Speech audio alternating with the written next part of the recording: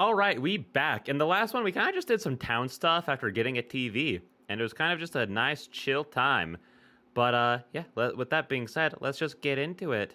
After having dinner and saying goodnight, I head upstairs and get ready for bed.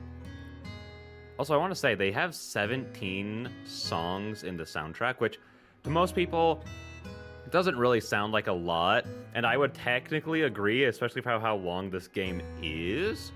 But to me, in my mind, like listening to the whole soundtrack, because I have, it's very much so a quality over quantity thing. Like, the soundtrack is just so good that, like, I can hear the same soundtrack, like the same song, like, a few times in an episode, and it just genuinely doesn't faze me. Like, let's say, like, each track was, like, not even half as good as it is now, I would be like a little like, okay guys, you can switch up the music a little bit. I'm kind of getting tired of hearing each of these songs. But I don't. Like, I genuinely, until I looked at the soundtrack and listened to each one and could recognize them, I was like, wait, I've heard most of these like a few times already. That's crazy. Or at least it feels like I have. But I didn't put together that there was only a few songs in the soundtrack until that moment when I actually saw it, because each track is so good that it kind of just doesn't, like, affect me, I guess, if that makes sense. And I kind of prefer that. I kind of prefer having quality over quantity. Like, if I can go back and just listen to a game soundtrack or a visual novel soundtrack a couple times while I'm going for, like, a drive or a walk or something, then it's just a good soundtrack, you know? Whereas if there was, like, maybe, like, if there was, like, 34 songs, each one couldn't have been as good as it is. So then I would, like, go back and listen to it and just like, this is just, like, whatever, I guess. You know, that's how I kind of look at it. As I flick off the lights and start to leave the restroom, something under my reflection catches my attention. My bead is glowing slightly. Just barely. It's so faint that I can only notice it in the darkness. Removing the necklace, I inspect it more closely. They're warm, not just my magical bead, but the regular ones next to it too. Not as warm as when I use my transformation magic, but enough that after 100 years of carrying them, I can detect the difference. I'm not sure what it means. Everything about my magic has always been a mystery to me. Really, some things like transforming I just knew how to do instinctively from the beginning. But other than the fact that my bead always comes back to me no matter where I leave it, I don't know much about it. Returning to my room, I brush my hair to the side and put the necklace back on. I don't have to wear it when I sleep, but it feels more uncomfortable not having it on, like something's missing. When I climb into bed, I pull the covers up to my chin like always. Rather than transforming, I just lay there, staring at the ceiling. Tomorrow is my first day of work. I never in 100 years had I my brain just put that entire thing all together, completely out of order, but it still worked. That's what I'm always talking about, man. Never in a few hundred years had I expected that thought ever to cross my mind. Never in a few hundred years had I expected that thought to ever cross my mind. Laying here in the place that I've started thinking of as home, the idea doesn't sound that scary. I'm a bit nervous, but I'm excited too. Maybe I'll be really good at it. It'd be nice to be good at something other than thieving. As my eyes begin to get heavy, it occurs to me that usually I'd have changed into a fox by now. Except for the first night when I was too tired, I've spent all my nights here in that form. I kind of want to reread that. That was a terrible reading. As my eyes begin to get heavy, it occurs to me that usually I'd have changed into a fox by now. Except for the first night when I was too tired, I've spent all my nights here in that form. But tomorrow I'm taking another big step into people life, so it feels more appropriate to stay this way. Rolling onto my side, I face out the window as I let myself succumb to sleep, with the gentle warmth of my beads against my neck.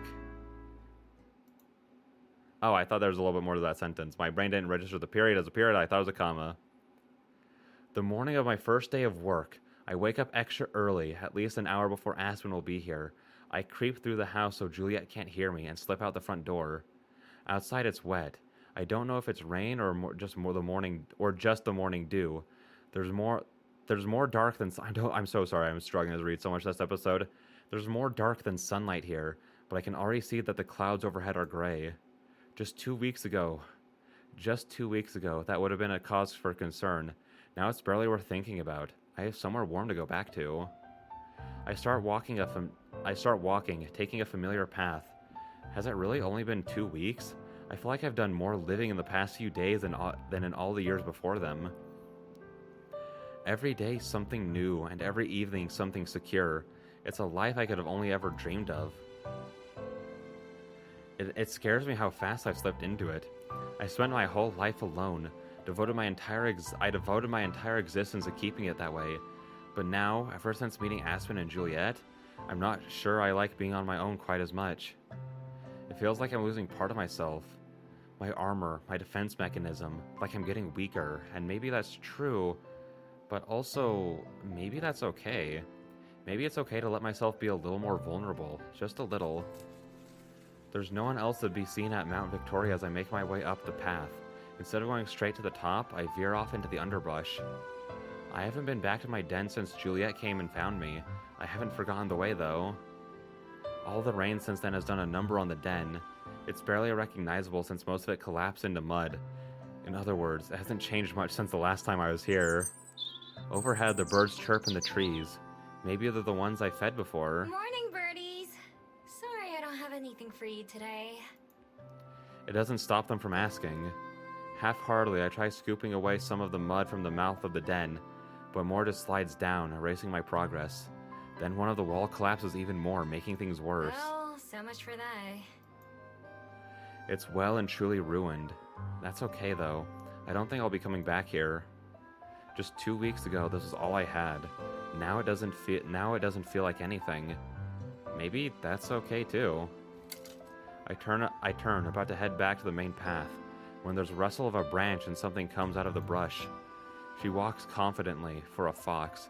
She trots right out of the bushes and crosses in front of me, then freezes mid-step. Her fur is pure silver, except for a patch of black across her face and paws. We lock eyes. Instinctively, I can feel myself prepare to transform, so I can greet her as a fox, but I hesitate. Is that still my place? I'd be lying if I called myself a fox now, at least fully. I relax, not having noticed how tensed I was. My beats also go cold, although they'd barely started to heat up. Hi there. I say it as a person instead, same as when greeting the birds. At the sound of my voice, the fox turns tail and runs. She doesn't give it a second thought. 1 second she's there, and the next she's almost out of sight. I can feel a pull in my chest telling me to run after her. I'm sure I could still catch her if I tried. Of course I don't. I'm not the kind of person who goes chasing after foxes anymore. Instead, I watch her disappear. It doesn't take long, not even the grass rustles behind her. I'm sure I'll still transform into a fox in the future. I love it too much not to, but I have to set some boundaries for myself. Watching her go fills me with a pang of longing, but also confidence. I'm making a choice to live this way. Even if I regret it later, at least I thought about it. At least I'm trying. S-tier mentality. I make my way back up to the trail and up to Mount Victoria. Coming up here never ceases to amaze me. No matter the weather or time of day, the view is always stunning. Right now, it's just me and the breeze. I close my eyes and spread my arms out, letting the wind ripple through my hair and jacket. For a moment, I just let myself go and appreciate how it feels to exist, to be alive and enjoying the breeze. I'm pretty lucky, aren't I? I open my eyes again, looking out over the city spread before me. The first time I came up here, I thought it felt kind of small. After all, I can see the whole thing from here. But now it strikes me how big it is. How big and how full. There are more people than there are buildings, and there are plenty of buildings. Humans and fabled, all alive and existing. Up until now, it's been easy for me to forget that people exist just like I do. That they have thoughts and feelings and things that they want. Rather than just being problems to solve or obstacles to avoid. Now I can't help but notice just how alive the world around me is. Even at this early hour, I may be alone up here, but there's still plenty of activity down in the city. I fumble around in my pockets until I find the right sized coin and feed it into the binoculars nearby. I scan over the city, looking for anything that I recognize. Finding the fishing spot is easy since all I have to do is follow the coast. The whole pier is already covered in fishermen. From there, I manage to find the bell house. Its windows are dark and it doesn't stand out much. I wonder if Aspen will be the first one there again today. After the bell house, I aim the lens at the library. The windows are dark there too, of course, including the window to my room. I pause on that image, just my window, framed in the middle of the lens. From all the way up here, I can spot a tiny little place that I can call my own. Let me pick it out. None of these look distinctly like a library, I think. I stare at it until the shutter clicks and the view goes dark. Just 2 weeks ago, I stood up here and wondered if I'd be better off leaving. I'm glad that I have an answer to that now. I turn around and begin the long walk home. The library is still dark when I get back, but I can hear the low murmur of conversation from the kitchen. As I step through the doorway, I found both Aspen and Juliet already seated at the table waiting for me. Breakfast is already cooked too. There's a lot more food than usual. Miho, welcome back. There you are. We were wondering where you'd gone off to. Morning. Just went out for a walk. Sorry if you thought I ran away again. We did. Smack. Aspen shakes her head, pouring herself a cup of coffee as I sit down. The thought crossed my mind, but I didn't really believe it. You've got a big day today, right? Yeah. You can say that again. Went on my walk just to clear my head. I hope you're excited too. I'm happy for you, even if I am a teensy bit jealous. Huh? Can't you just work here if you want to? Aspen scoops a tiny scoop of sugar into her coffee and stirs it. Wait, is that how you're supposed to do it? I'll have to remember it in case Juliet ever makes me drink tea again. A teensy bit of jealousy is a good motivator to work even harder myself. Actually, about that, Juliet, you had better not be about to offer me a job. rather the opposite. I have Oh? a favor to ask. Just for today, do you think you could assist Miho as she gets her bearings? It's getting near my bedtime, and while I'm sure Miho would be able to handle herself, I imagine a helping hand would make things easier. Have you trained me at all, though, Juliet? I don't know if I know how to do anything, actually. That is, assuming Miho doesn't mind. Of course not. Both of us look at Aspen expectantly. She bites her lips and tries to hide her smile behind her cup of coffee as she takes a sip. Well, I suppose I could spare the time. Great. But what about the Bell House? You didn't get fired, did you? They'd go out of business the day they fire me, and they know that. But I enjoy how that's your first assumption. No, I simply swapped shifts with someone, so I don't have to go in until later. Wow, that's convenient. And much to our benefit. Sorry, Thank I'm you, yawning. Aspen. Don't mention it. Then, shall we turn our attention to breakfast instead? Oh, I thought you'd never ask. There's the usual eggs and toast and fruit, but there's also pancakes and Oh my gosh, I need to talk about this. I heard about protein pancakes at IHOP's. I was watching, I'll just be straight up. I was watching Nintendo Original 151. I don't remember what video, but he talked about it a while ago of protein pancakes. And I was like, protein pancakes? What the freak does that mean? That sounds awful. Because I've had protein bars before, and they suck. But for me, working out, trying to gain muscle and lose weight, I've reached like a threshold where I'm genuinely just struggling to improve, get any more. I've lost exactly 50 pounds since I started losing weight in October. And by October, I mean literally the last week of October, which I'm super proud of. That's incredible. I don't like to toot my own horn too much. You guys know I take digs at myself all the time. If you've taken 2 seconds to look at my channel, I literally label my Let's Play series Poorly Plays because I know I'm trash, all right?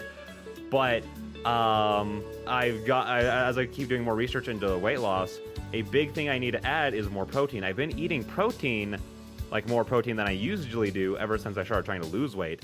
But I'm I should be doubling to tripling it if I want to not only lose weight but gain more muscle. And so that's what I've been doing. But it gets a little repetitive almost eating the same things every single day of just eggs, chicken cutlets, low quality steaks because I'm not rich enough to be able to buy the best and salmon. That's basically all I eat for my protein and whatnot. While also trying to keep carbs and sugars and all that kind of junk lower, But eventually I looked it up today, and I was like, oh, protein pancakes. Apparently I've heard, the video I looked at said that they taste just like normal pancakes. And they were right.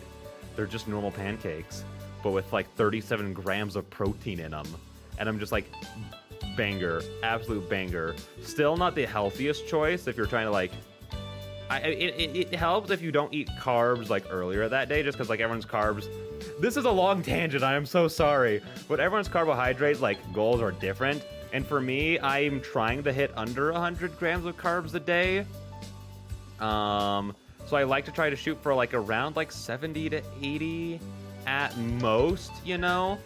That's how I've managed to lose so much weight, is just that and cutting out stuff like soda and candy and whatnot. Specifically chocolate, because that's really the only candy I eat. But they still had like 70 grams of carbs in them, but still 37 grams of protein, which is pretty solid. So it's one of those things of like, if you're trying to go for not necessarily a cheat day, but a lighter day, you know, if you're feeling like not necessarily cheat worthy, but like a little, you know, a little teensy bit extra carbs never killed anyone. In one day, you know. So I had them. They were great. Ordered some sausage links with them. Oh, so good. So good. Anyways, back to sorry about that. Back to the thing people came for. You really went all out, huh? I felt today merited a bit of a celebration of you and the start of another chapter of your life. Aw, thanks. Aw, thanks. It's really all because of you two, though. I'm just... Oh, quit saying that. You need to give yourself more credit, Miho. Heck yeah, talk to her, Aspen. I can't. Me and Miho share the same brain cell. It just bounces back and forth between us. We can only try to help show you the path. You're the one who has to follow it. Preach, preach, preach. Whoa, who wrote that?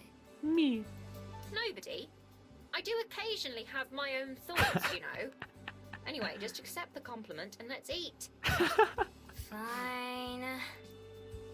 Oh, I love these three. They're all great. We all fill our plates and start to eat. Breakfast is as delicious as always. The pancakes are still warm and dripping with melted butter and syrup. And the hash browns are nice and crispy. Oh, hash browns slap so hard. Oh. Great! I've never had hash browns that weren't soggy before. Ugh. Sometimes that's because they were leftover I scavenged, but sometimes even when they're fresh. I'll be sure to remember you like them this way. Oh, and the pancakes you made are delightful, Aspen. Oh, the pancakes hit so hard. Don't sound so shocked. I have to do a lot of baking and prep work at the Bell House. They're really, really good. You know, whenever voice actors have to, like, read lines where they have stuff in their mouth, I like to imagine that they were like, you know what, here's just an actual pancake. Put this in your mouth, please don't choke. That sounded wrong. I take that whole sentence back. Thank you. I'm glad you're enjoying them. As tasty as they are, there ends up being more food than I can eat. I force myself to finish the pancakes, even though I'm full by the time I'm halfway done. With them. There we go, I can read. Because I don't want Aspen to take it personally, but eventually I have to throw my fork down in defeat. Did you get enough to eat, Miho? Yes. More than enough. I think I'm set for the rest of the day. I'm sure you'll feel differently by lunchtime. She does think about food a lot, so... And there's no greater compliment to the cooks. The three of us start to clear away the dishes, and I start to feel a little apprehensive as opening time draws near. I've spent enough time in the library to know I don't need to worry too much, but I can't help but be anxious. There are a lot of little details to remember. Not just which books go where, but stuff like names and special requests too. I already know I'm not going to be the fastest, since I'll just have to copy words and see which ones match, instead of being able to read them. With all the practice and memorization I've done, I'm as ready as I'll ever be. And so instead of dwelling on it, I make myself focus on rinsing the dishes, making sure I don't miss any spots. On the other hand, Aspen is positively buzzing with excitement, although I can tell she's trying to hide it. She flits from task to task, straightening things that don't need to be straightened and tidying up parts of the kitchen that aren't dirty. She hums to herself as she goes, sometimes popping up beside me or Juliet. And of course, Juliet herself is as calm as ever, calm and stoic. I thought she might be a bit worried about leaving the library in her hands, but considering she leaves it unstaffed most of the time, maybe not. At the very least, I'm determined to not leave the library any worse than when there's nobody running it. Finally, we finished all the cleanup and chores. Thank you for your assistance. Are you two ready? Yes, whenever. Yup. Let's get the two of you set up then. Juliet leads us to the front desk, where there's a fresh stack of checkout sheets and jars of pens, plus the computer for looking things up. I did a once-over before breakfast to make sure everything was as it should be. I'm sure the two of you know your way around the place by now, and that's really all there is to it. And if you feel the need, don't hesitate to wake me. Don't worry, we'll be fine. I'm like Cinderella. I intend to live my dreams for the precious few hours that I can. Do you have any questions, Miho? Or anything you'd like to go over again? I'm fine. I've done all the prep I can. All right then. If the two of you are all set up, then I'll be off to bed. I'll see you in a few hours. Have a good sleep. Good night. With a final wave, Juliet goes upstairs and disappears into her room. From behind the desk, Aspen places her hands on her hips and looks around like a queen surveying her kingdom. And now we wait. I take a seat in one of the two chairs and kick my feet back and forth. After pacing around a little bit, Aspen sits down too, twirling a pen between her fingers. Nervous? A little bit. It's understandable. I was nervous on my first day of work too. I'm sure everyone is. I just don't want to mess anything up. Especially not on my first day. Relax, it'll be fine. Not that I think you will, but even if you do make a mistake, that's natural. It's how you get better at things. By doing them wrong until you figure out the right way. There's not much that can really go wrong, either. It's not like at a restaurant where there are customers paying money and with all kinds of different orders. If it takes you some extra time to find a book or put one away, that's no big deal. Yeah, I know you're right, but I still worry. I don't want to do such a bad job that Julia changes her mind about me or something. Are you still worried about that? Juliet adores you. Aww. You could burn the whole library down and she'd still let you live in the ashes. That'd be closer to what I'm used to, at least. Right, you and your dramatic backstory.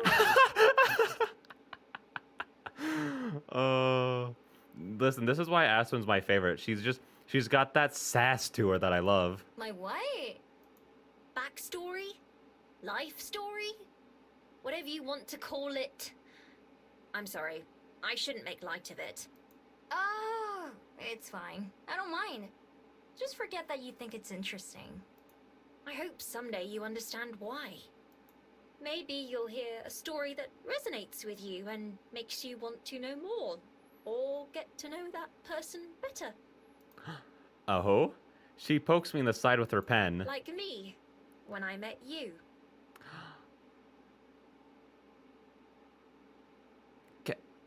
Oh? I guess that makes sense. Like when I talked to you and Juliet. Juliet, perhaps. Even I don't know much about her life before she came to Welly. And even that is fuzzy. And you? I know this makes me sound like a hypocrite. But there really isn't much to say about my past. Anything you have to say, I will listen. For one thing, I don't have nearly as many years as you two. But also, I had a boring, normal childhood in a boring, normal town. I went to a boring, normal school for a while before I moved out here, hoping for a change of pace. Counterpoint, Aspen. You describing a normal life would sound wild to Miho, who doesn't know anything, you know? But now I live a boring, normal life, just in a different city. I'll bet I wouldn't think it's boring. I don't even know what a normal town and normal school are like. God, this is what I keep talking about. That brain cell bounced to me, I responded to Aspen, and then it bounced back to Miho so she could also respond to Aspen. Gosh. Also, I'm starting to think that Aspen just isn't a fabled. Weird. Aspen opens her mouth to say something, but right as she does, the front door opens and Aspen leaps to her feet. Good morning. a guest. The guest, a red-haired human, looked surprised. Oh, hello. Wasn't aware there was anyone working this early. I'm just helping out today. But Miho here is the library's new daytime caretaker. Hi there. I wave, but I'm not sure if there's anything else I'm supposed to say. Luckily, Aspen seems to have it covered. Let us know if there's anything we can do to help. Yeah, no, Miho, just for today, just watch Aspen what she does and be like, all right, tomorrow, that's all me, baby. Just gonna act like her. Cool. Congrats, Miho. I'm just here to browse. Thanks, though. Enjoy. She gives him a bright smile as he walks in and heads to the books, before taking her seat again. Good job. Thank you. Why don't you greet the next guest? Or yeah, you know, that makes a lot more sense, Aspen. I'm glad that you have more than one brain cell that you're sharing with Miho. Because that makes more sense to have us practice while you're here. Do I have to do that for everyone who comes in? No, but a smile and greeting never hurt. Although we'll have to keep the volume down. Right. The door opens again, and a pair of twin dryads enter. I stand up, my legs feeling just a little shaky. Hi! Let us know if we can help. Neither of them speak, but they both smile graciously and nod in acknowledgement as they pass by us. See? That wasn't so bad, was it? No, but so far no one's needed any help. True. Let's see who we get next. We don't have to wait long. A breathless man carrying a stack of books staggers his way over to us. Do you work here? Can you check these in for me? I'm running late as it is. Thanks. Before we can even answer, he drops his book on the desk and then hurries back out the door. Dude, freaking Legoshi, what's his name? Jonah Scott? I hear his voice in everything, and I'd say I have like a 60% win rate of being right. The time that threw me off the most was in an episode of Pokemon where he was playing a dude who's just obsessed with blue Pokemon. I was like, nah, there's no way that's Jonah Scott. And for those who don't know Jonah Scott, that's the voice of Legoshi from Beastars, the English dub actor. Phenomenal performance in everything he does. But like, I just hear his voice, and I've gotten to the point where I just stopped looking it up because I'm like, is that him? Is that my boy? Oh my god, I don't know. Before we can even answer, he drops his books on the desk and then hurries back out the door. I wonder why he was in such a rush. No clue, but I respect him still taking the time to drop off his returns. Do you want to start writing them down? Sure. Taking a deep breath, I grab the top book and a pen. The title isn't too long, fortunately. Slowly, I start copying the letters down. First a curve, then a straight line, then a loop, then an arch. Hello, welcome. I didn't even hear the door open this time. As more and more people start to come in, Aspen and I both end up pretty busy. The pile of books that just needed to be checked in grows fast, and I have to start taking some of them back to the shelves as I go, just to make space. By using a little chart with the alphabet and numbers on it, I'm able to slowly match the labels on each book to their spot on the shelves. As the library gets busier, though, I start making some educated guesses about where certain books belong and putting them with others that look similar. I can fix it later if I have to. Could you give me a hand, please? Over at the desk, the line of people has gone pretty long. I have no idea what all these people normally did when there wasn't anyone around to help them. Yeah, I was literally about to ask that same thing. There wasn't a library attendant beforehand, so why does everyone need so much help? I shove the rest of the stack I'm carrying into an empty shelf and hurry over to help. After finishing with one guest, she hands me a few handwritten notes with label numbers on them. Can you go find these? I think one was returned today, so it might not be on the floor yet. Also, these ones were checked out in the wrong name, so they need to be corrected on the sheet. These three here are going to be picked up later, but we've been asked to pull them ahead of time, so make sure not to get them mixed up with the others. Okay? Got it. Maybe. This is absolutely how it feels to get a first job. Yeah, of just being like You've got overwhelmed immediately and being like, I'll do my best. Please don't hate me. With a little cheer, she goes back to assisting people. I watch for just a moment. She's clearly in her element here. Even with the line growing longer, Aspen doesn't seem to be getting nervous. I can't say the same about myself, though. There's no time to waste.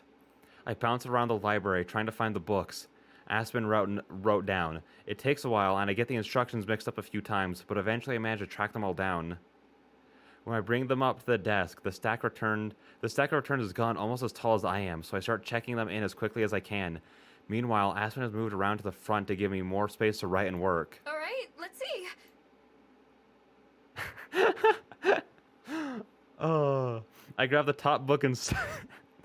I'm sorry, I just can't get over Miho's swirly eyes. I love them.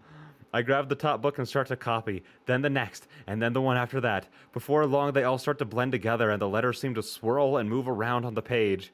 I thought this was going to be easy, but it's making my brain feel like soup. I'm determined to push through it.